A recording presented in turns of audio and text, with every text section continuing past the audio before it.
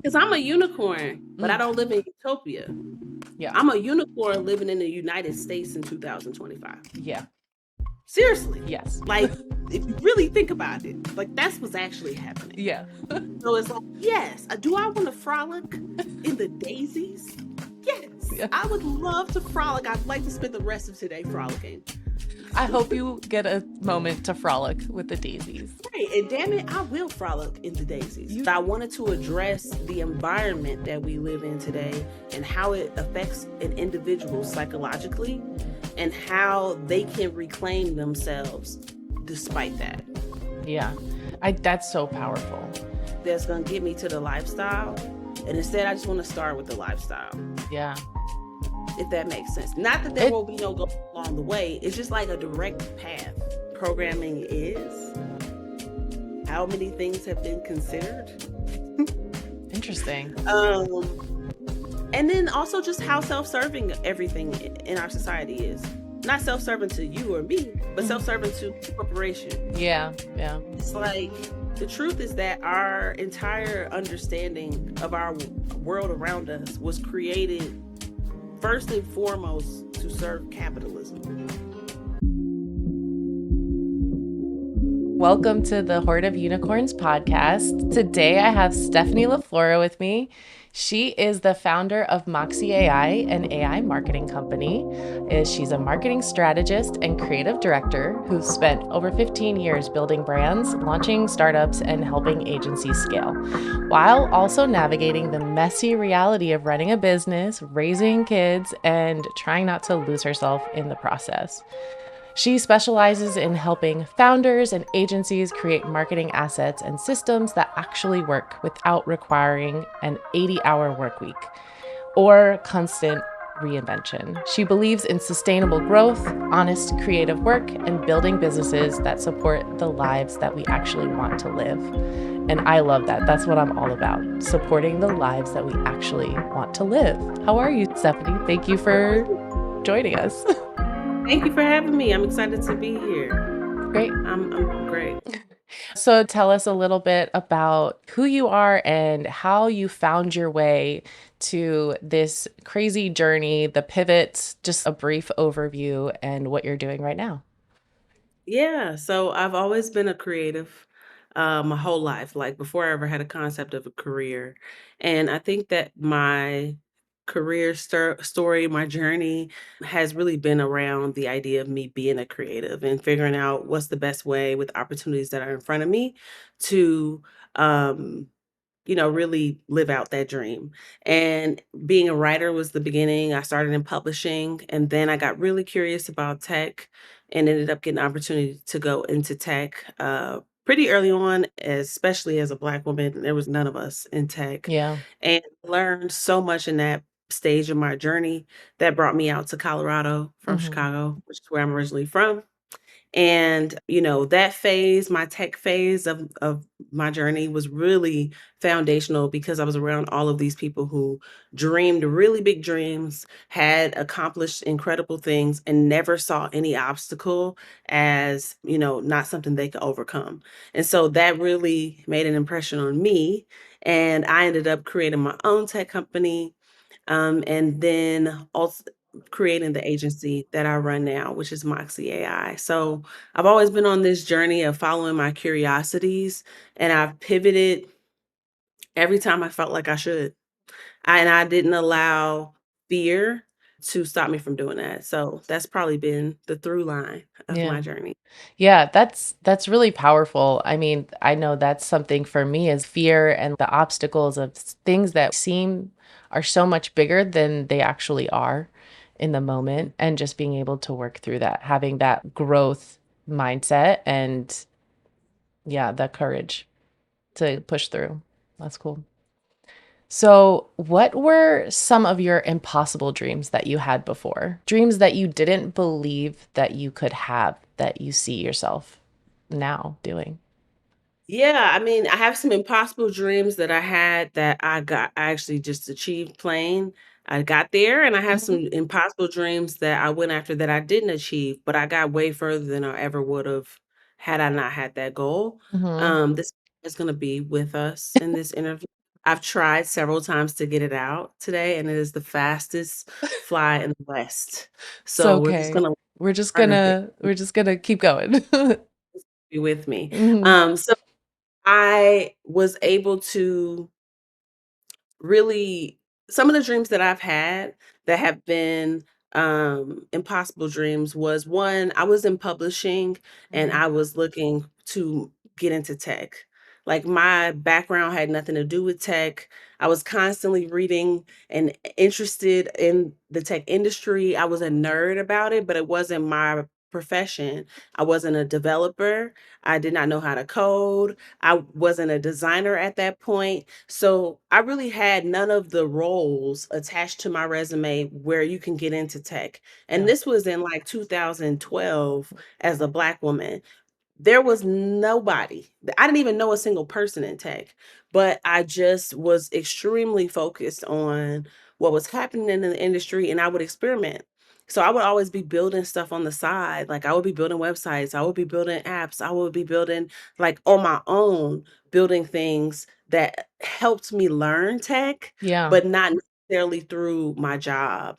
And so when the opportunity came, which was honestly the universe bringing it to me Mhm. because I'm not gonna lie, how I got into tech was crazy. I well, it was from a referral from a previous job, but it still was extremely random. So the publishing Yeah. company that I was working with, they actually wanted to create an interactive app of some of the published work that they had. And so they actually brought me in to help manage that project, and I worked for the tech company that built it. So that's kinda how that emerged, but Yeah. that was one.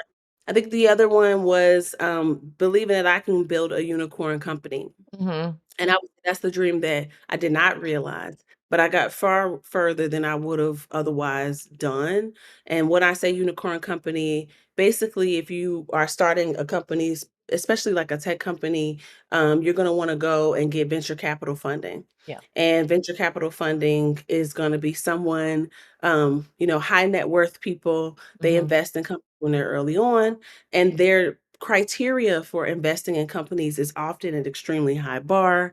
Most venture capital firms want to invest in companies that have the potential to be unicorns, which I think is relevant to this. Yeah. It's a big And the part of the horde of unicorns. But yeah, keep Oh, going. that's awesome. And so the unicorn part is a company that can be valued at Mhm. $1 billion is what Yeah. makes it a a unicorn company. So Yeah. I set out to do that and I raised money from venture capital firms. So that was probably the biggest dream that I set out for myself Yeah. so far. I mean, Oh, and then also doing that while being pregnant and yeah, having that's a right. so that was a lot. Yeah.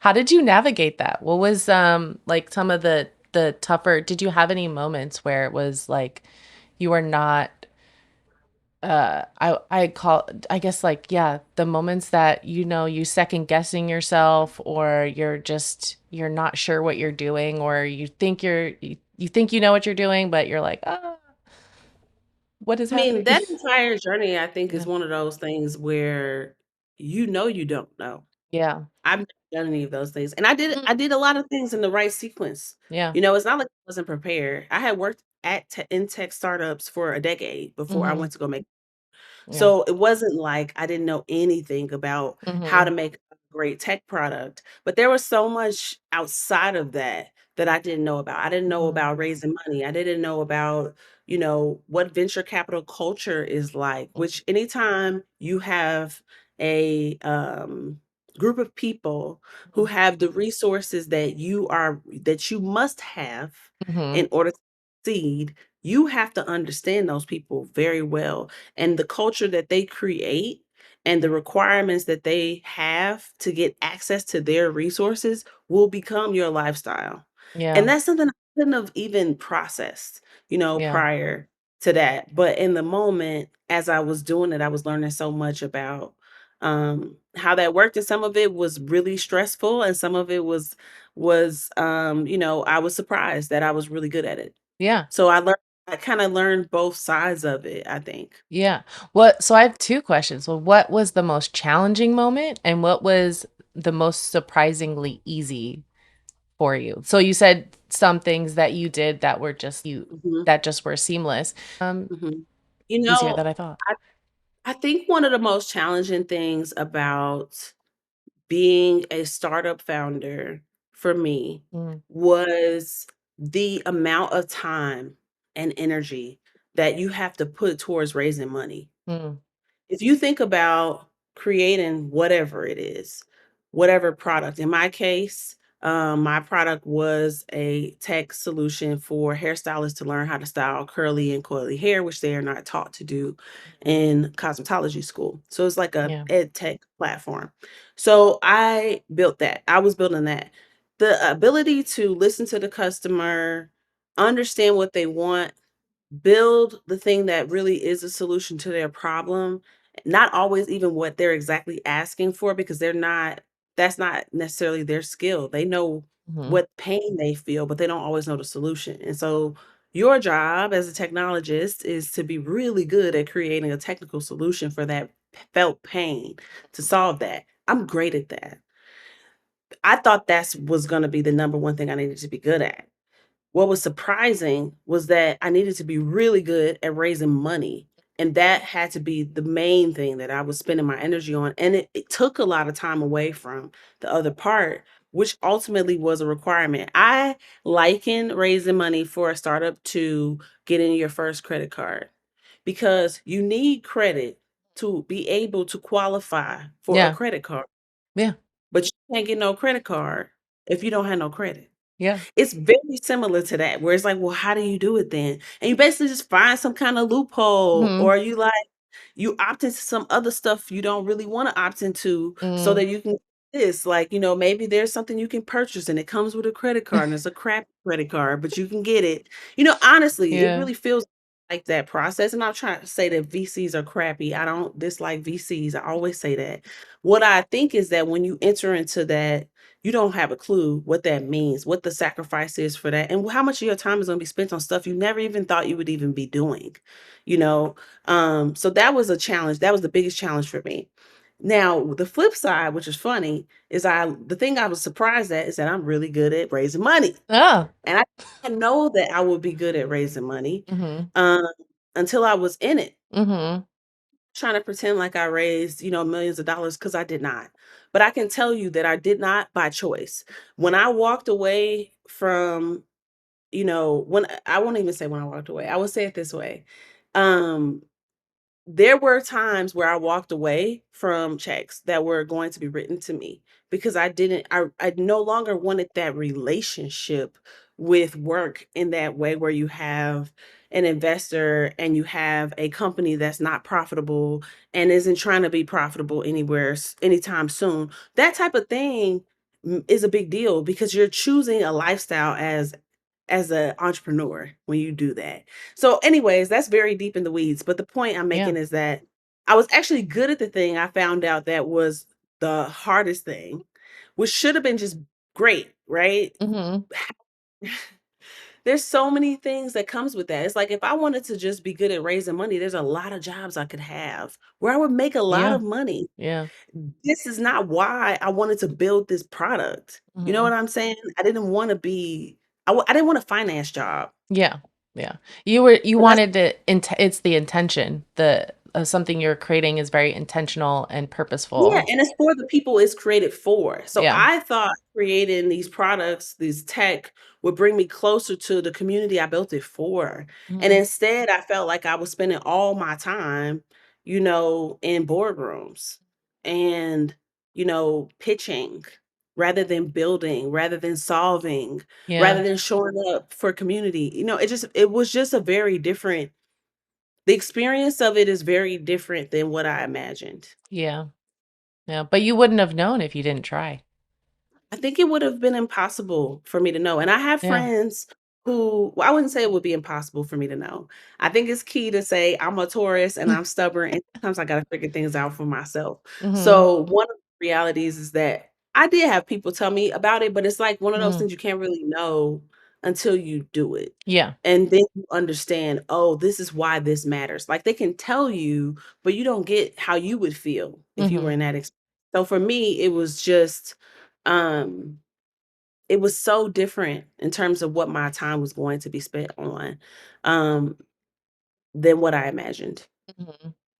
So how did you navigate those pivot moments? Because that's like a big can make or break something, like, in understanding those moments, and I feel like sometimes the universe just gives you at least in my experience, I've always been, like, blocked from certain like, career pathways, and it's like, "No, that's not for me."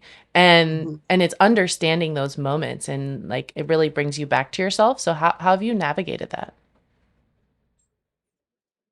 Honestly, if you woulda asked me this question a year ago or the year before that, or the year before that, the answer would be so different. I would sound like a different person. Well, yeah. I can tell you now that I'm really, really on the other side.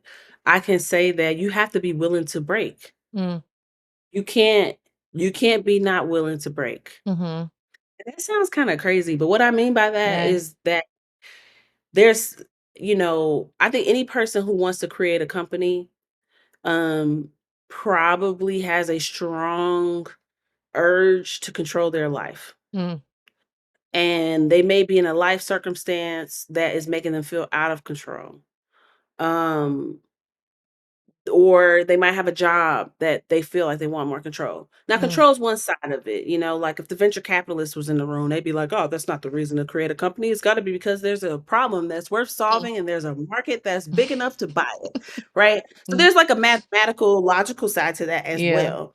A logical brain alone, unless you've figured something out that is truly rare and or not rare, but just the right business model, most likely when you start your first company, even the smartest person is starting it probably more for emotional reasons than they are practical.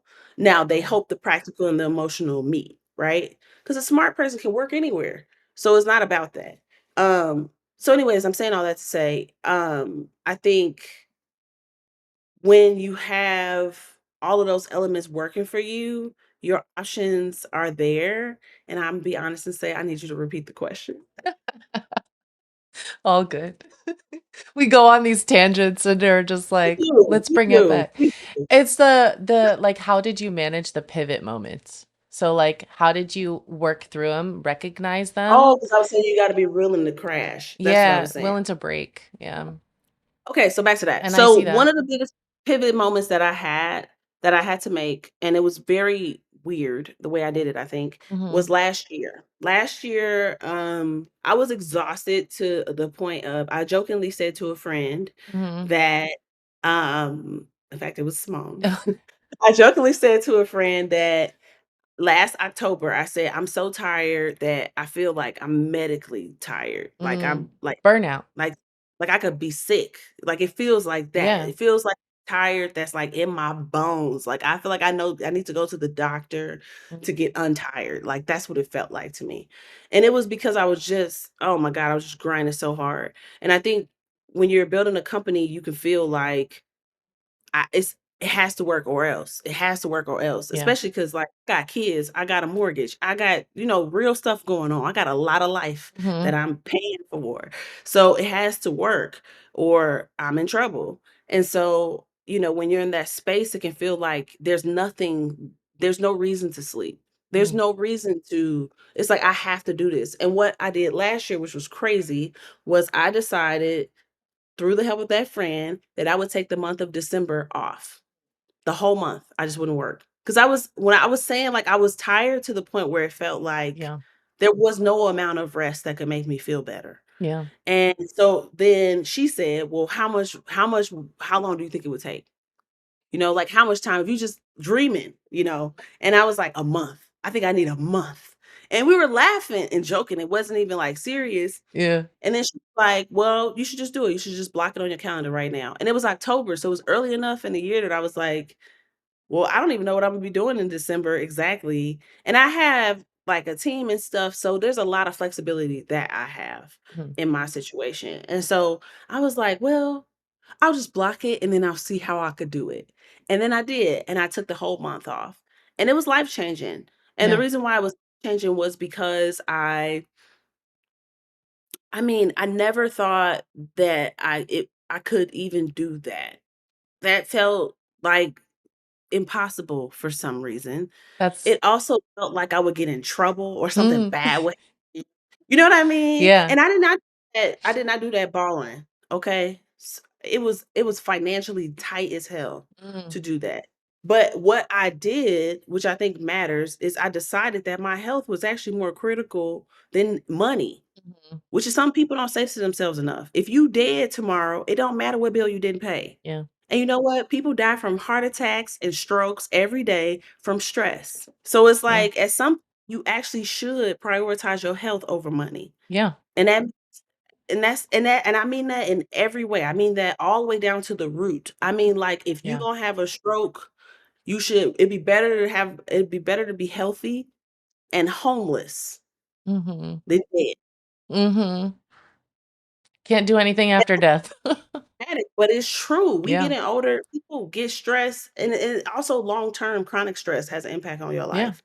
Well, maybe you don't it's not as dramatic as you're gonna drop dead from a heart attack, but it's yeah, like, yeah, but in 20 years, you could have a lot of health problems because you spent your entire 30s stressed out. And it yeah. may have been better if you just woulda just taken the slower path. If Mhm, you woulda said, "You know what? Imma live with my friend or my mom." mhm. And I'm a very high achieving, ambitious person. So for me to say that is hard, Yeah.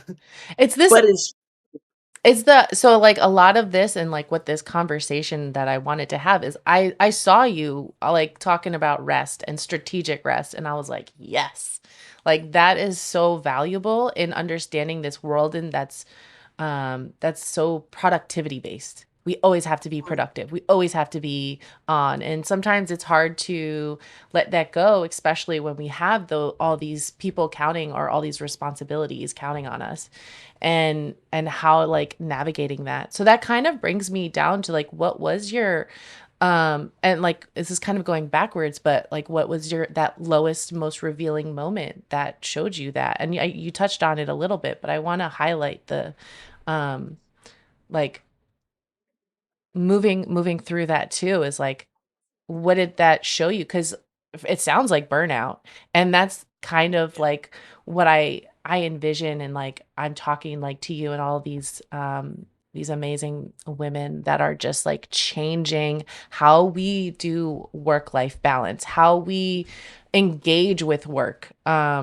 I was talking to Rachel actually, and we were talking about that and how those you have those moments of burnout, your body is telling you this is not sustainable anymore. And it's really being able to listen to that. 100%. I mean, it's so funny because now I even raising my kids. So I have a 3-year-old daughter and I have a 7-year-old son. Mm. And with I'm potty training my 3-year-old daughter. It's the whole thing. Yeah. But anyway, I have taught her what I've been teaching her is, what is your body telling you? Mm. Is your body telling you you need to go to the bathroom right Mhm. now? And that sounds funny, but the reason why I do that is because I realize, like, there's a huge disconnect that I have had my entire life with my body. Mm. Like, I've never taking possession of it, if that makes sense. Like, it felt outside of me, even though it is me and it's communicating to me. So that's exactly it. I think that at that moment when I decided to take that time off, first of all, I thought to myself, there's no way I need a whole month. I just said a month because I thought it felt like definitely enough time. Right? So I was like, "That's enough time? A month?" I mean, like, you're not even counting the days, right? Like, Mhm. that's what I was thinking. And when I tell you, it was like the 22nd of December when I finally felt like myself. It took Wow. the whole month. It took the whole month. And that's when I knew, I was like, "Oh, damn, I was way more tired than I thought I was." And for that month, it wasn't like I was busying myself. I didn't do anything. For that, I mean, I have kids and stuff, so I got a lot to do. Yeah. But with that. But outside of watching my kids, Mhm. I was taking walks, I Mhm. was drinking tea, I was just sitting in silence, I kid you not. No music, no TV, nothing. Just sitting on the couch, just looking around. I did that for 22 days straight before I was like, "Whew, okay, I think I feel a little better." That's crazy. That's how burnt out I was. Yeah. And I realized like, damn, that was a lot. I did not expect to need that much. Yeah. Um, And so what that taught me was, one, I was as low as I thought I was. That was not an exaggeration. And I think as women especially, we often feel like if we feel any pain, it's an exaggeration. We're taught that. Our Yeah. society teaches us that our pain, emotional or physical, is Mhm. exaggerated. And so we are taught to not trust it. That's that thing where your body's talking to you though. Mhm. Like your body is saying, like, man, you really need some rest. Like for real. Like you Mhm. really, why don't you just like go for a walk, maybe a jog? That food you ate last night, not feeling so good today. You've been doing that a lot lately. Why are you doing that? And Yeah. it's just, it sounds so simple, but that's the thing. It is simple. Yeah. And because it's simple, it means you can get better. You just have to believe that what your body is telling you is relevant and more Mhm. relevant than what anybody else has to say, more relevant than any bill. I didn't know how I was going to pay for stuff in that December. I'm going to be real. I did Yeah. not know exactly how I was going to pay for stuff, but I did feel confident that if I did not take that break, something bad was going to happen. I just felt it in my Mhm. body. And it's like, I'm taking care of these kids. Like, they don't care if they have Netflix or whatever next month. They do care if I'm here, right? So I just had to say, okay, well, whatever I got to turn off, whatever I got to do to be able to afford this break, I'm doing it. And that was just a really big lesson for me because I will never forget it. Like Yeah. your health and your well being, mental and physical, is legitimately more important, practically, logically Yeah. more important than money.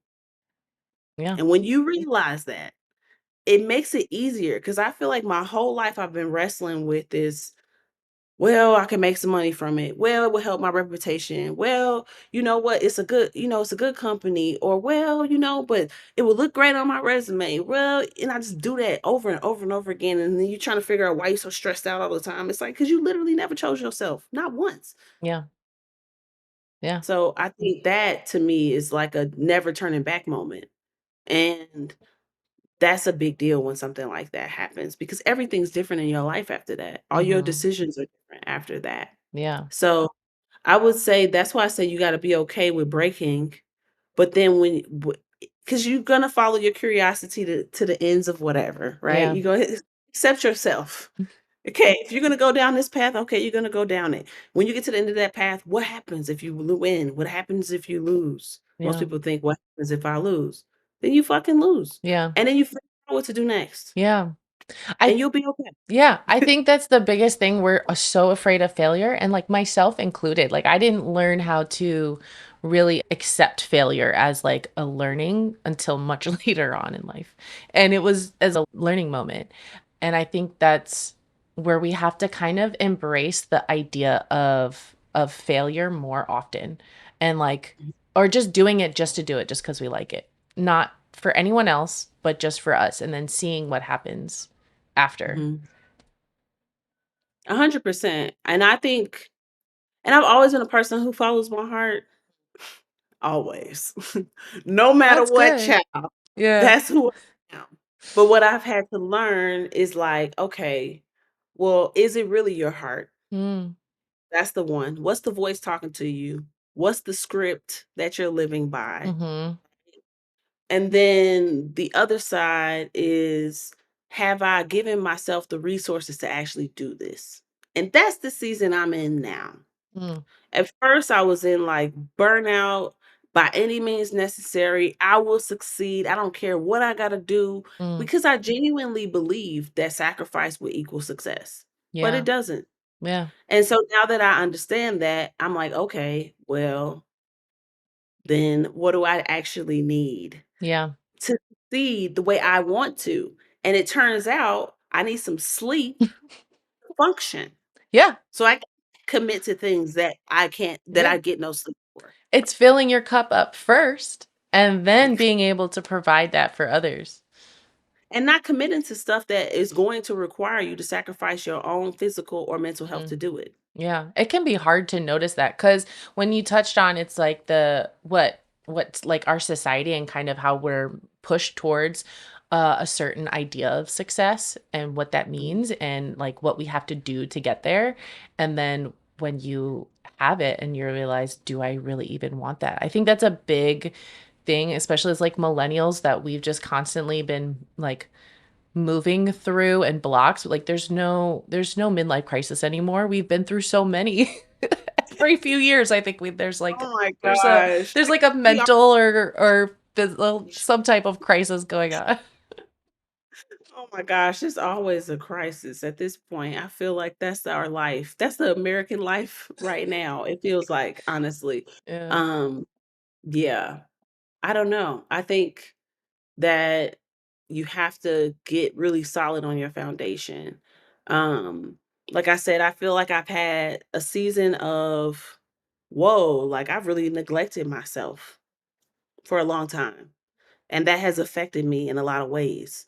And also I became a mom in the middle of all this too, Yeah. so that amplified the self-neglect. Mm, But I think that's been my focus is like, okay, we got to get back to that. But then I think the other side of it is creating the resources in order to do the thing I say I want to do. And I think that's amplified by being millennial, but I also think it's amplified by being by ADHD mm, because I think that and that's something that has helped me is realizing like, oh, if I have ADHD, this is how my brain is wired. This is how I do things. This is, why this feels exciting to me and mm. this feels boring and like I don't want to do it. It's not because it's my passion, it's because it's the way my brain is wired, which means I can now trust myself to make a logical decision and not feel like it's a bad decision because it's not exciting, Yeah. which was huge for me. Yeah. Like that like such a freaking breakthrough. And so I have been able to prioritize differently Mhm. um because of that. And that has helped me so much. So Yeah. so much. This self-awareness and understanding how you operate is so important. And So, understand what gives you dopamine is yeah. not necessarily the North Star. Yeah. How did you figure that out for yourself? Honestly, just reading about ADHD and like how it works and Yeah. realizing like there's a reason why my excitement is like a very physical experience. Mm, Like when I feel inspired by something or if I feel excited by like I could feel it in my whole body. Like I'm mm, so jazzed. And mhm, now I understand like, that is literally a chemical reaction. That is happening to you because of this. It doesn't mean that it has no meaning. mm, It just doesn't have as much meaning mhm, as it could feel like it does? mhm. And so that allowed me to trust other things. I've always felt like my logical mind and my emotional self were battling each other. And I always had to figure out who's going to win today. And it's been stressful for me. And now I feel like there's more of a balance to that because I have a better understanding of those heightened emotions that I do experience with ADHD. Yeah. No, I understand that. Same. It's just like, okay, then let's translate this. Yeah, exactly. Um, so what are you creating now that you've had this lowest moment and you've decided to pivot? So how are you creating now and what makes it different than like the usual way that you've been doing? Okay, so I'm currently I'm going to be releasing soon my first book. Yes, Which congrats. it's so weird for me to even say that for multiple reasons. Not because I thought I would well, it's weird for me to say that because writing is something I've always done. Mm, I probably wrote my first book actually when I was like 7 years old or something. Like I was doing young authors competitions and stuff like that. And I just always writer was my first identity, like as a little kid. And so because of that, it just feels crazy to me that I haven't had this idea before as an adult to write a book, you know? yeah. Um when I Another was another impossible dream that you realized. yeah, but I think it was somewhere in like elementary school. Yeah, it was elementary school, it's crazy. So, I'm like a plan ahead kinda person, and I like too much, and so when I was 13, I decided I wanted to write films. That was when I made the transition from Mhm. books to films in my brain, Okay. and it was a wiring. I went to film school after that for college. Like, from that Yeah. moment, the next 10 years, that was my pursuit. So, it was a very serious moment for me, and it Mm. was just like, "Man, people don't really read," and I think that I wanna create something that can have more cultural, more cultural resonance with young people and blah, blah, blah. That's my 13-year-old brain. So I was like, I want to make films instead. So I went to film school. Yeah. Anyway, so I kind of branched off at that moment, and I really never looked back for whatever well, I told you the reason, but that Mhm. was because I was thinking about career. I was thinking about money. I was Mm. thinking even at the age I was thinking about, what is gonna be practical and what like, being a filmmaker is practical. But anyways, that was where my brain was at the Yeah. time. And so now to be writing a book at this phase, all these years later, like literally probably 30 years after I wrote my first Mhm. thing, feels nuts because it's like, how is this? It's just a really full circle moment for me. Oh. And it feels like home. It Mhm. feels like obvious. It's So obvious that it's I'm like, I always the can't obvious. Yeah, it's like, I can't believe this didn't happen before.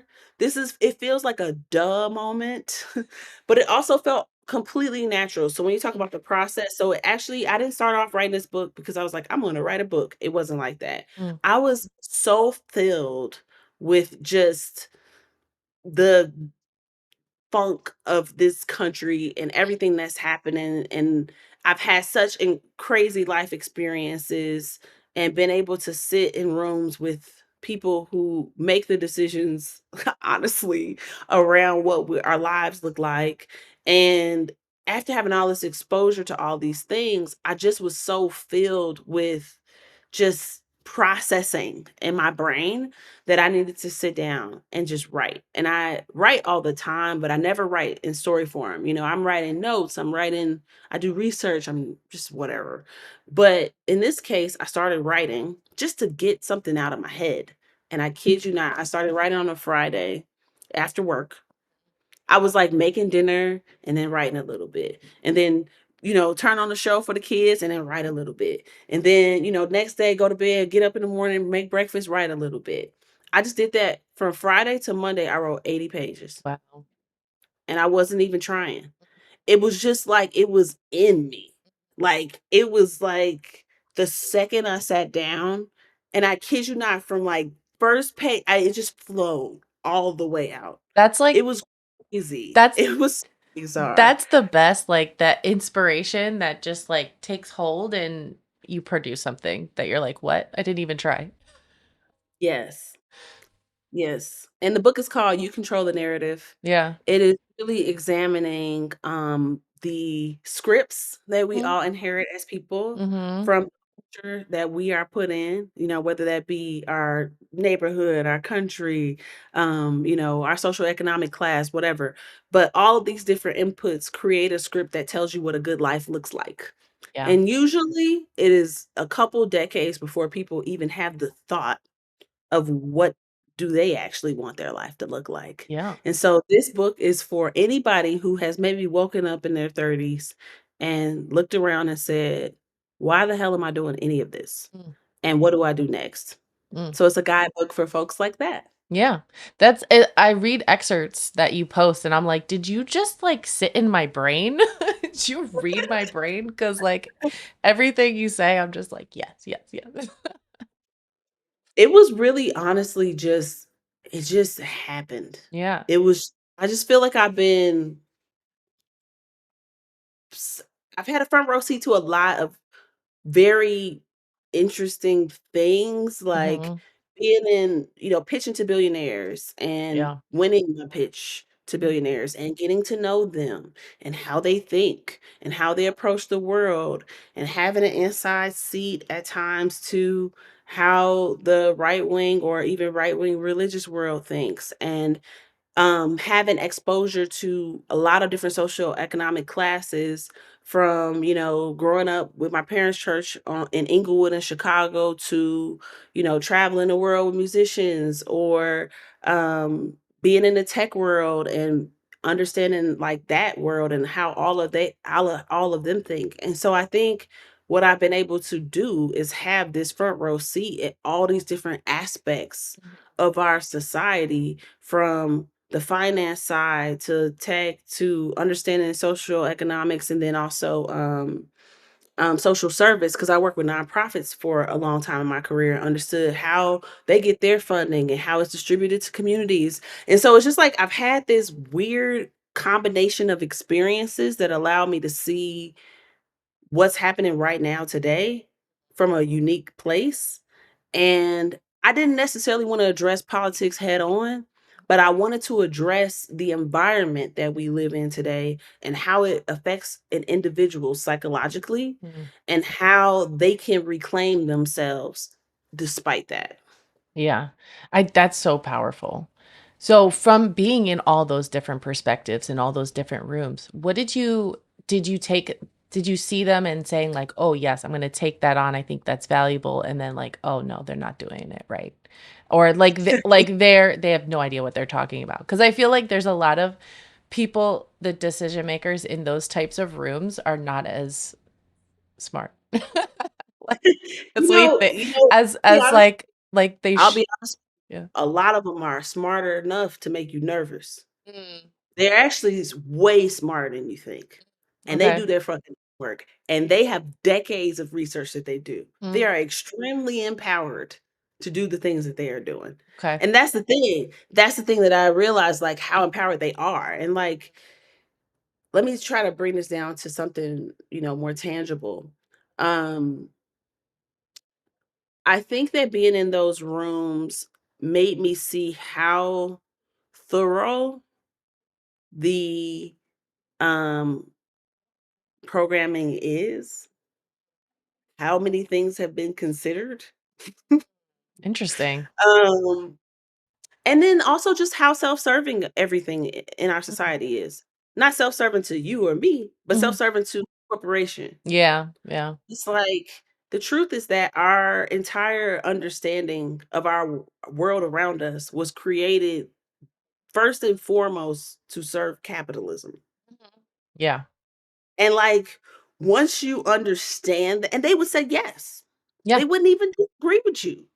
If you once you understand that having a, a spiritual or a deep psychological perspective on yourself that's based on that is crazy. It literally didn't even consider you. mhm, You weren't mhm, to do with it. So looking at this guide of okay, well, am I married? Do I have kids? Do I own a home? At what point did I get out of my parents' home? What yeah, vehicles do I own? What zip code do I live in? How much cash do I have in the bank? Do I have a passport? How many countries have I visited? Um, you know, it doesn't matter. yeah, And I don't even know what else to say about that, but it's just not as deep as it seems. yeah, And when you realize how separate from a human's well-being our society was created, yeah. it's hard to judge yourself against it. Mm. I think what I really, because like you said that really nicely, and so they are smarter, but it is very self-serving. So I guess when I say not as smart is not as smart for the whole, and not as Oh, like yes. they're not making decisions for the best of the lowest person on the rung. And it's like you look at a society and it's how well you treat the lowest, if should there be a lowest, like we should all have an ability to like thrive and be supported by community and have live our best life no matter like who we are, and like being that level of support, which in an individualistic capitalist society it's very, yeah, self-serving Right, so it's in like the to even the certain goals people. you but even the goals that you've been instructed to have, Mhm. and you are instructed. Yeah, get a job at a company, at a bigger company, and work for them, work for their dreams. Like, every but and it's not like all choices have compromise. Mm, I'm not suggesting that there's some utopian view mm. that I believe is possible in my lifetime, or at least today. Yeah, Um, so I'm not suggesting that, but I think that when you realize that the house was not built for you, you can leave it, yeah. you know? It's like the emotional, because the emotional attachment Mm. to doing what you've been told to do is actually the work. That is more of the work than figuring out the logical way that you will do something different. Mhm. That is what drives you. I remember for years, I wanted to start a company for years. And everybody who I talked to heard me talk about it so much. I was getting on their nerves about how much I was gonna start my company and start my company. I mean, it's just all I ever talked about. And then I finally did it. And I remember before I did it, I had this conversation with a friend of mine who was very successful entrepreneur, doing great, a great like model in my head of like, man, I want to be like that. Mm. And I remember asking him like, how did you know when it was time? How did you know when you could do it? Because we worked at the same company. So he quit to go do his thing. And then a couple of years later, I was like, how do I do the same thing you did? Kind of thing. Yeah. And to be really honest, when I had that conversation with him, that moment, I felt so desperate. I was like, please unlock the keys in my brain that will give me the courage that will help me figure this out. This thing I wish and I hope for so badly. Please help me figure it out. And it's so funny now being on the other side because now I can see myself. I can just visualize myself in that moment having that conversation, like even where I was at and everything. And I remember, and now I could almost be on the other side of the table talking to myself, because he didn't tell me anything. Because how could he tell me, right? He couldn't, of course. But in my Yeah. brain, I was like, he's gonna tell me. And it's of course he can't, because that's my own choice. But now looking at myself, I would say, um, you have to know why you're doing it. Mm. And it can't just be because you, would like to not work where you work. That leaving something is not enough motivation. You have to be going towards something. And then when you figure out what you're going towards, that's when you have the energy to do it. Yeah. I think. Yeah, that's why I wanted that's why like for this podcast is to inspire people to start thinking differently and start thinking about the ways in which you never thought you could before. Cuz that was a big part of my journey too. I never thought I could be an entrepreneur. And I went to a women in cannabis event and I saw all these women creating a solution to a problem that they just worked on. And then even you and so many other people in my life have been huge inspirations to see working towards something that um, you want, you can achieve it. And really understanding that. And it's been like my own journey trying to figure this podcast out. And we talked last year about this. And Mhm, yeah, and it sometimes when the inspiration hits or you're looking at what other people are doing and you're just like, "Oh wow, I can do that too." mhm. I was Yeah, No, go go ahead. ahead. No, go ahead. I was just gonna say, yeah, knowing having someone around you that can show you, like if you can see someone doing something that you want to do, that does help a ton. Mhm. Yeah. Yeah. How would you say you are doing it differently now from your mindset, your values, and your cultural perspective, your background that you've had? And even touching on as being one of very few Black women in tech, how did that help motivate you or like what was that around? Yeah. I mean, being a Black woman in tech in 2012, 2013 it was a very different thing than it is that now. Yeah. So I got pretty used to being in rooms as the only. I did not enjoy it. I don't think it's enjoyable to Mm, be the only in a room because you have to deal with um, whatever happens that may or may not be appropriate or um, inclusive. You have to deal with that by yourself. mm, You don't have a coalition. You don't have a group of people that can go to HR. It's just you. mm, Well, that is hard. You have to really yeah. become courageous in that. But you also have to figure out when you want to pick your battles, and that part Mm, can eat you up. That part mhm, is psychologically traumatic, in my opinion. mm, There are days, many days, where you will choose not to advocate for yourself because it's not in your best interest long term. And that sucks. That sucks doing that. It sucks trying to figure out when those moments are. And then it also sucks in the moments where you gotta say something. This is the moment. And you may not get nothing in return. You may have a loss at the end of it yeah. from saying, but it's the right thing to do. So it's just a lot of tough decisions that other people do not have to make, that they don't have to factor into their work culture contribution. Mhm. Uh, and it sucks. There's a tax on being the only for sure, and it's a very high tax. So make sure you negotiate lots of raises like I did, and you still won't feel like it's enough, but it'll help. I think that on the tech side, that's that piece. In terms of navigating being the only in tech in general, I think as a leader, it's a challenging thing. But at the same time, it's doable. Yeah. It can be done. The question is whether or not the sacrifice is something you want to make. Mm. Because being in a good old boy network, even if you're good at it, sucks. Mhm. It's fun.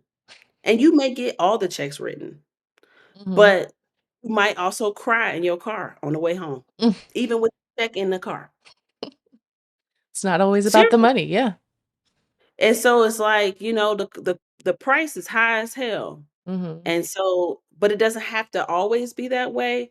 So I think that the difference between what I'm doing now and what I was doing is before I was in pursuit of the goals that require you to be very good at navigating the good old boy network. Mhm. It's probably one of your most important skills. And that was like not what I was thinking about when I went into that. Even though I knew how to do it, Yeah. I just didn't think that's what I was signing up for when I was making my own company Mm. about things that I thought were important for society that were missing from culture. Like my product was a curly hair education platform. Yeah. It was inclusive as hell, Mm. but it didn't matter. The good old boy network was still like 75% of my job. Mm. And so it's just like that wasn't what I was necessarily thinking I would be doing with my Mhm. time. And so now I would say today, what's different is everything I would say is probably slower. I'm gonna be all the way real. It's Yeah. slower, goal is big goals, but very long-term ones. Mhm. When you're in startup, your goals are in 3 months, Mm. period. And in a year, I mean, you don't even look like the same company. You're a whole different ball game, okay? So the speed is nuts. You're just trying to go as fast as possible and you Yeah. just work as hard as you possibly can. And it's a gauntlet. Mhm. Now I'm actually much more interested in creating the lifestyle I thought I would have on the other side of selling the company today. So, and I was actually just thinking about this yesterday because I was like, there's a vision in my head that I had of after I achieve this goal, this is what my life will look and feel like. Yes. I'll move at this pace. Mhm. Yes to these things. I'll say no to those things. I'll do these things for enjoyment. I'll never have to do those things again. Right? That's what I imagine. And now I'm like, how could I just get that? I'm sick of the part where I try to create the goal that I think that's going to get me to the lifestyle. And instead, I just want to start with the lifestyle, Yeah. if that makes sense. Not that there It will be no goal along the way. It's just like a direct path. Yeah. No, I'm reading this book, The Happy Pocket Full of Money, and I was just reading about it's very interesting. It talks about quantum, time, but also that here is now is the only thing, but the lifestyle you want to live, like be it, live it, be in it. There is no like if you think it's forward, if you think it's ahead of you, then it's not, then you're not there. It'll Ever. always be ahead of you. But when Yep. you sit in that and you act as if, it's really acting as if and like creating that lifestyle that you want I in the think making those now. choices now too. Yeah. Like, give you because we think the lifestyle we want is all like the blocker is money, maybe even time, maybe even time. Yeah. But there's a lot of things that are actually not that. Like if you think about, for example, a lot of people will say, "Here's how I would want my morning to be." Mm. A lot of people imagine their mornings. I Yeah. don't really imagine my morning. I just imagine sleeping more. There's a lot of people Mm. who imagine their mornings. They're Yeah. like, "I'll work out. I'm gonna have coffee. I'm gonna Mhm. sit here. This is gonna be my view. Mhm. I'm gonna go at this pace, right?" That ain't got nothing to do with money hardly. Hardly. Yeah. What I think people actually want, what they're actually in pursuit of, is enough mental space to actually think about what they want. Mm. 'Cause most people can't. Most people, it's like, you gotta go to work, you gotta do this, you gotta do that, you're tired, you don't have you You're You're so burnt out yeah. that you don't even have the capacity to imagine what you want. Yeah. You can definitely make time for that. I don't Mhm. care how much money you have. I don't care. I mean, there are some circumstances that will be exceptions, but most people would be able to say to take time to just be. Yeah. Well, it's That the kind of stuff is more valuable than we I think accept or understand. yeah. No, I see that because like, we're always on the run, and I think that's also a strategic, like, Mhm, program. Because mhm. if you're always on the run, if you're always doing something, you always have to be catching up, then you're never sitting to think about, "Okay, well, what do I need in the moment?" Or, like, "What can I change the way I'm doing something?" Just because like, you don't see the long term of, like, it's not working, you're just trying to survive. You're just trying to get there. 100%. I think you also another thing that has been really helpful for me is realizing what actually gives me anxiety. Mm, So, not just noticing I have it, but, like, really processing where did it come from? What happened? mhm. What got me here, right? And in my case, it was saying yes to stuff I didn't wanna say yes to. Yeah. If I would've just said no, I woulda had the pain of maybe somebody being disappointed, but that pain would have been much shorter than the commitment I am now attached to that I Yes. didn't want to do. Yeah. So saying no is I mean, that's 30% right there of your stress Mhm. just gone, Mhm. okay?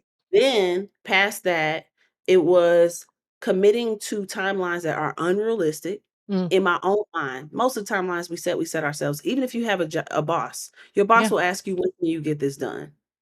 And then in my little brain, I would go, "Well, when do I think they want me to have it done?" Mm. And then I would tell them that date. That's stupid. How long does it take? Like, Exactly. these are basic things, Yeah. but they are basic things that create a life that feels stressful all the time. Yeah. So, like, people could change their life by waking up 30 minutes earlier. Mm. Like, I'm not saying that's my thing, but I'm just Mhm. saying that I think the changes in our life that will make our life feel shockingly better are very small changes. However, Yeah. they're very small changes that cannot be observed or understood until you sit down. Mhm.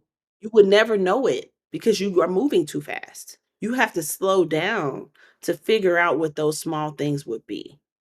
And Yeah. that's really what that time off for me was just enough time to be like, "Wow, if I take a walk every day, I'm Gucci. Mm. Nobody piss me off today. Imma be okay."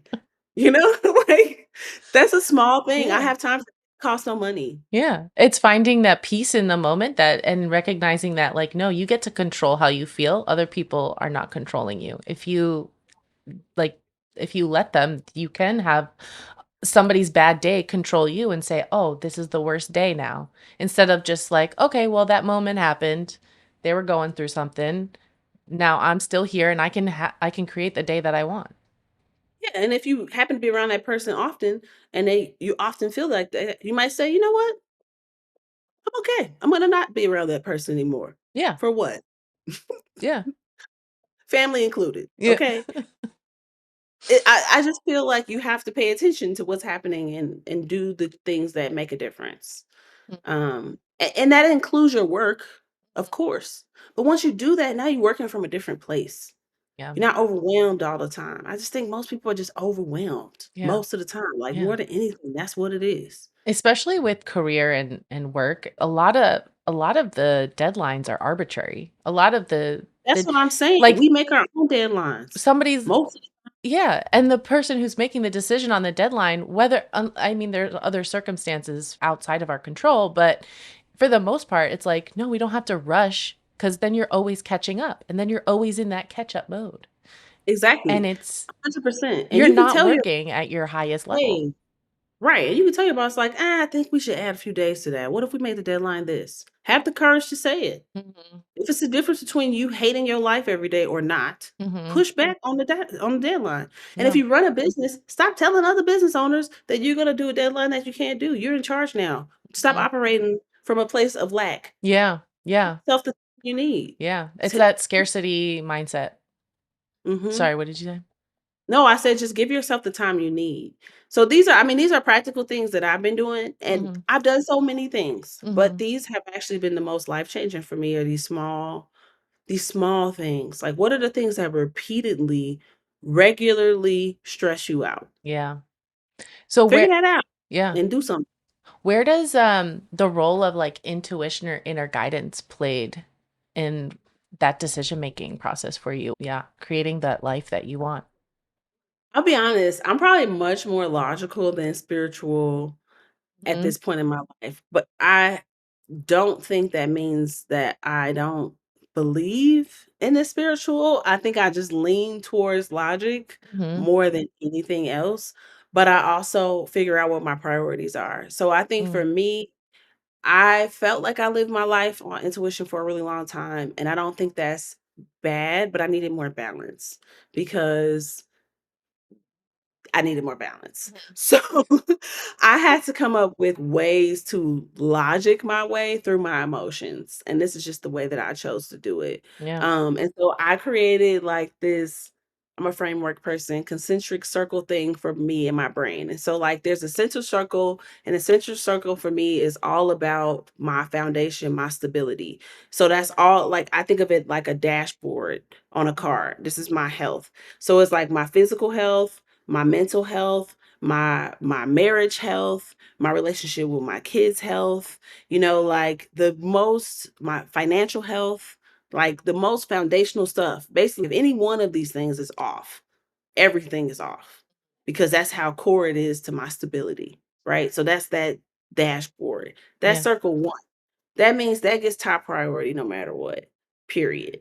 Okay. Then the second one is sustainable income. Financial health, I have separate from sustainable income. Why? Because you can have assets, you can own things, properties, companies, whatever, where your financial stability is not really at stake, Yeah. but you do need to get some sustainable income, but you're doing okay right now, or you might, whatever. So financial health to me is not just how much money do I have in the bank. It's like what do I own? What's my debt to income ratio? What's my what assets do I own? That kind of stuff. Yeah. So that to me is core health. Then sustainable income is the second circle. Anything that's regular coming in is sustainable income. That could be a job, that could be a business, that could be a contract, that could be whatever. For me, that's been really helpful because then it allows me to stop creating a hierarchy of how I pay my bills because that's separate. And this is very important for me. That's separate from circle 3. Circle 3 is passion, love, not love like my marriage, more like just I guess passion is what I should Yeah. say, Your creativity, joy. let that kind of thing. Um and so for me, this helps me make decisions because for me, that circle 3 used to dominate my entire existence Mhm. forever. Everything's about the heart. Yeah. And I love my heart people. I love my creative people. I'm one of y'all through and through and through and through. But I've made a lot of life decisions and some of them I'm like, "Damn, why did I do that?" And so and so now I understand that We ask ourselves a lot. that's Why did I do right. that? So that becomes that circle 3 is the stuff that just feels good, Mm. right? It may not be logical, but it feels so good. It's great. It's exciting. It's wonderful. Mhm. I'm thrilled, right? But that cannot exist without the sustainable income. That cannot exist without Mm. the health of the whole person. Yeah. And I've learned that because I pursued circle 3 and abandoned the shit out of circle 1 and 2. Mhm. So I've already done that before. I've already tested that. That's not a hypothesis I'm curious about anymore. No. So now I understand this. And so for me, when you ask me what is to intuition, intuition is that concentric circle. I turn my Mhm. intuition into a framework. That's That's what I cool. Whatever Because I'm works for you. weird, but that's what I do. I think I mean we all have our own weirdness. Yeah, and the way and if it works for you, that's what works for you. That's great that you found that. And you're able to like identify hey, I did this for a long time. This is not working. It's another pivot moment. Yeah. And I don't know, frameworks just make me Yeah. feel balanced inside. And the thing is, I'm a color outside the lines type of person. Like, that's Yeah. actually my core identity is that. Yeah. I think these frameworks have helped me feel like that can be as free as it wants to be, and Mhm. I don't have to worry about some of the things that I should care about falling apart. Yeah.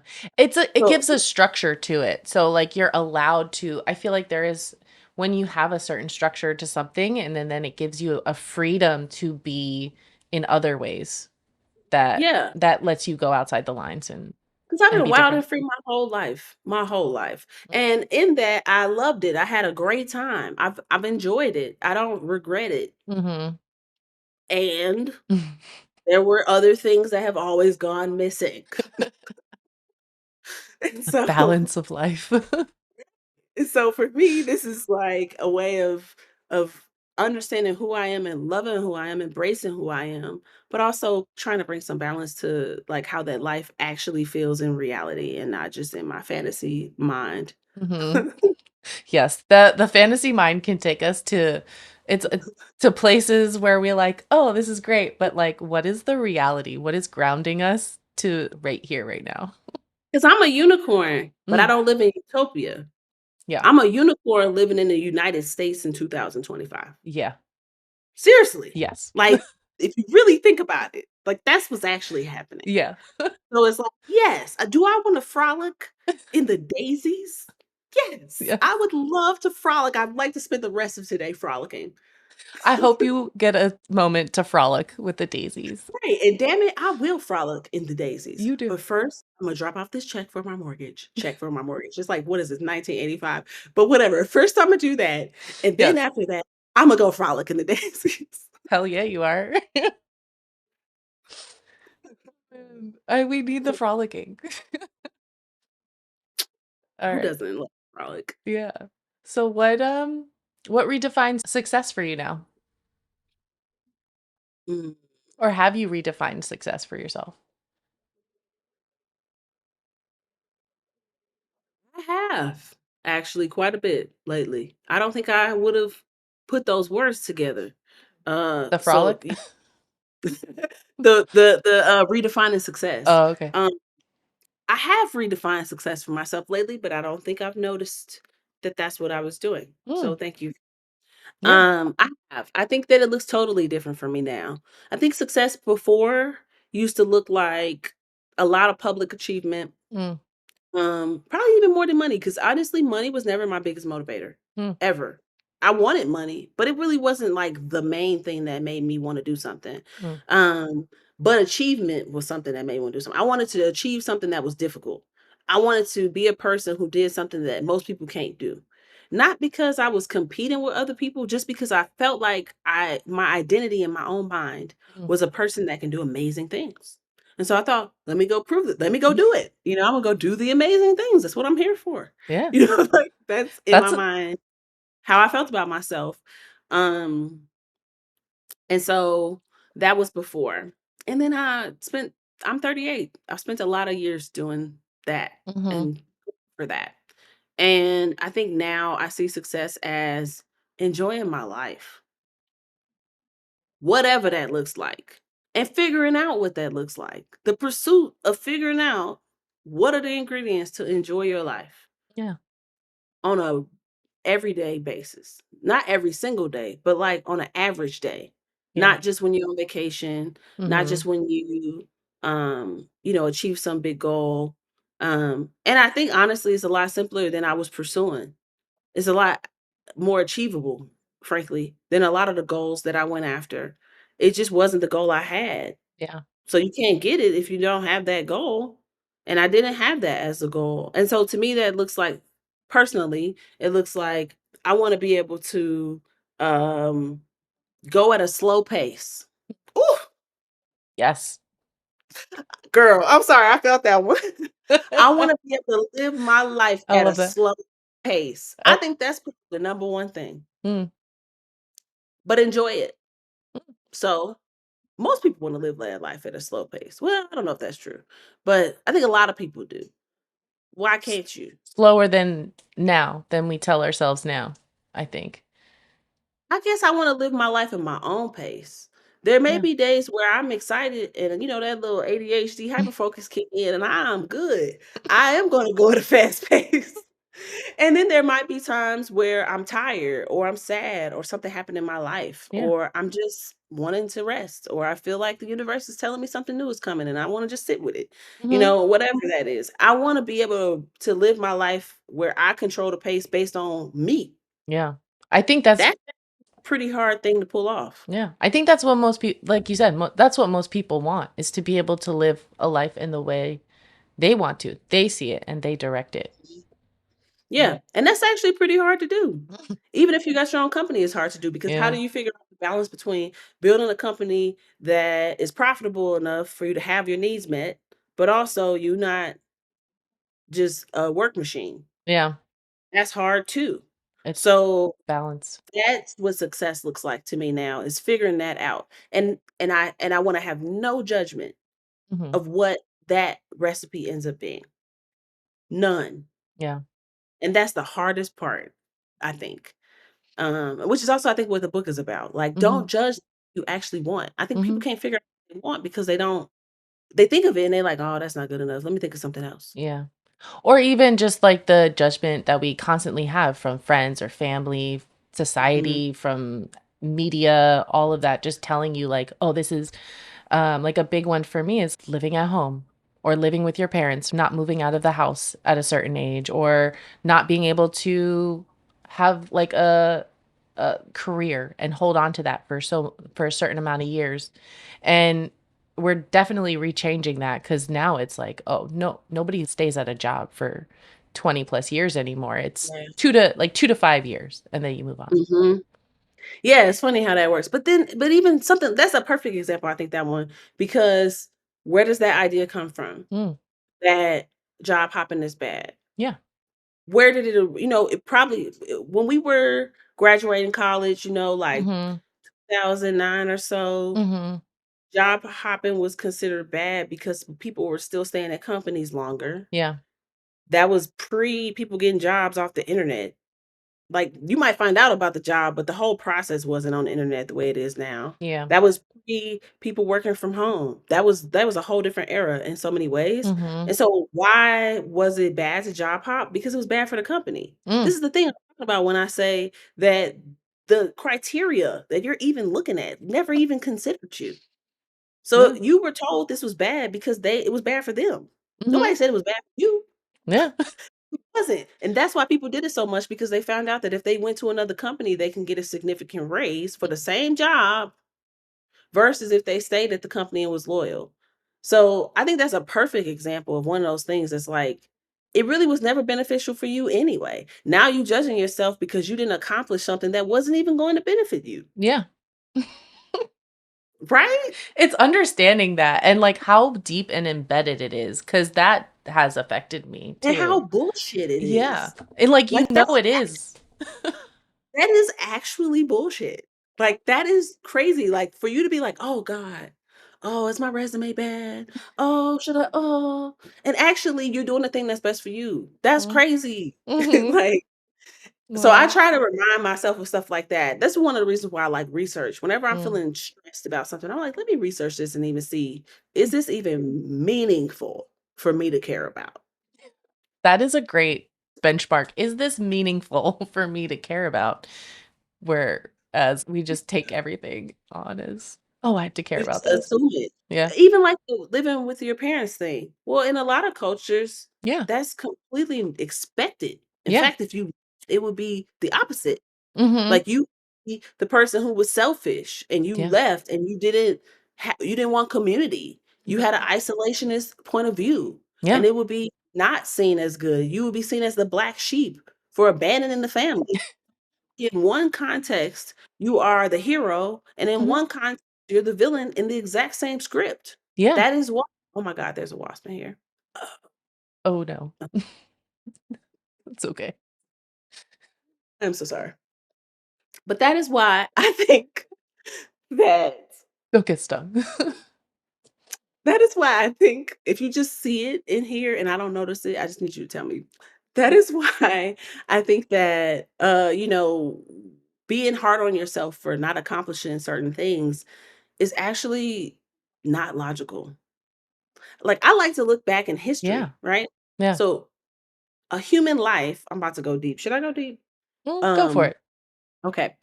Okay, just go with me for a second. I'm about to go Mhm. down a rabbit trail. I love A the human rabbit holes. a human life's value cannot be based on something that is only um exists or is currently accessible in our present day. That doesn't make any sense. So how did people 200 years this wasp is so active. I It's am okay. with Betty. Hold on, Just can I just try to get it out, please? yeah, yeah. Is that okay? Yeah, yeah, yeah, go. Okay, because I have to get this out or I'm gonna lose my mind. Go Okay. do it. Do your Or I be can safe. move to the okay, just give me a second. Yeah, yeah, go do what you need. Oh my God. God, give me the strength, Jesus. Ah, sorry. Just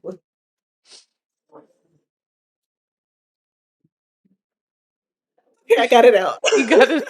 What did you even do? I just saw Open the window. I Oh, just okay. opened it on the window. That's why I said it because I was like, I can get it out right now if I Oh, just okay. open the window. Okay, I'm sorry. You're good. You're safe. Okay, just ask me a question. I'll answer. All right. Because we were going down a rabbit hole of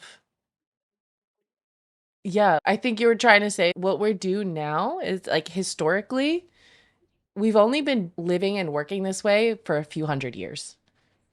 Yeah, if that, you know? Yeah. And in the way of like I like to think of credit scores. Like that was introduced in the 70s. They really Also, it don't doesn't even matter. exist in a bunch of other countries. Yeah. The US is the only country that So it's has just one. like, So I don't so it really doesn't does exist. it really matter? They Only if trick you you into thinking. decide it does, Yeah. right? Yeah. What and who inspires you? I always say that my ancestors inspire me. I Mm, think that Black people, but in particular Black women, have been some of the most creative, some of the most industrious, some of the most grounded people that have ever existed. yeah. They have figured out how to imagine their way out of things that seemed impossible. I couldn't imagine being in the circumstance they were in and imagining this. Yeah. As creative as I think I am, Yeah. I'm actually living an imagination that I wouldn't have even been able to see for myself if I was in their shoes. So I No. always try to tap into that, and I feel like I try to tap into that creativity. Mhm. Um, yeah, That's awesome, and I would totally agree. there's Uh, this group. I'll just tell you real quick. There's this mm, group called, the Maroons, which I actually honestly didn't really know much about the Maroons until recently. So, whatever that means. But the Maroons are a group of slaves who, well, really, slaves is not even a way to say it. They're a group of people who were taken from Africa that, as the ships came into the dock, were like jumping off the ships and running away. So they were never enslaved. mm, That's actually a more proper way to say it. They were never enslaved because they ran away before they could even get to the cell block. yeah, And they lived in the swamps in, like, the South, and they stayed in the swamp the whole time. I'm talking about had kids, all kinds of stuff. They stayed in the swamps in order to avoid slavery, and they were never caught. And it was like a whole civilization that lived like that, wow. which is crazy. Yeah, And there's still, like, descendants of them there in the South now, in mm, the swamp. So, anyways, I think that's one of the really interesting because they were so creative, they figured out, 1, I'm not doing this, mm, right? I don't care what's going on, I'm not doing it. And secondly, I'm still gonna live, and Imma yeah, have a life. That's crazy. I think that's some extreme creativity and courage. yeah, yeah, for sure. And so how do you follow your joy today? Like, is that something that you do? Do you listen to your joy and like we're talking about earlier, like how our body tells us things? So how do you follow your joy? My joy is in the driver's seat right now. I think proving myself was in the driver's seat most of my life. And now my joy is in the driver's seat, where it's like what that looks like, it looks like. Like I took a walk today. I got a lot of stuff to do. I made sure I still took that time, because that was going to give me joy. So right now my joy is small, small joys. It's not like crazy big stuff. It's little things that just make me feel balanced, but that's how I'm honoring that. Yeah. I think that's great. And it's in the small joys because all those small things make up like our lives and the majority of what we feel about our day and how we live and all that stuff. They do, and they make you I'm in a season where I really trust myself. I Mm, think because I know I'm going to choose what's best for me, yeah. always. And it's not selfish actually, because what's No. best for me is also me having, a great relationship with my kids or me having a great relationship with my husband. Like that's also best for me. Yeah. So it's not selfish because this is something that considers others, Mhm. but also me first. Yeah. And that feels real good. Yeah. Did you always trust yourself like that or is that something that you had to find? Always did what I wanted, but I didn't always trust myself. Yeah.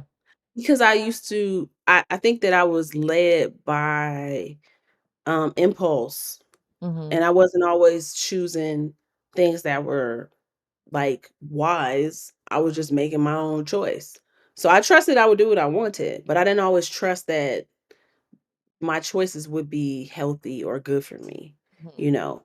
But now I feel more balanced. Now I feel like I have a better way of making decisions, and so I trust myself, but also I trust Imma take care of myself, which I think Yeah. before I wasn't sure, I would definitely sacrifice myself for a job or sacrifice myself for, a relationship or, there were times where I would sacrifice myself in ways that I did not that weren't beneficial to me.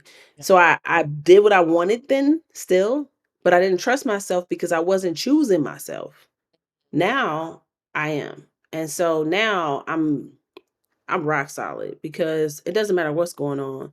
I am clear on what I care about and I understand that I have the discipline now to do what I want to do. That's awesome. It takes us such a long journey sometimes to discover that, but hopefully the journey's fun. A lot. It's been an adventure. What is life but if not an adventure? Like, I mean, that's are the you whole living? thing. All right. Well, thank you, Stephanie, for being on the Horde of Unicorns podcast and talking with me. I loved hearing more about your journey and all the things that you're working on and going through. And this has been really awesome. Thank you.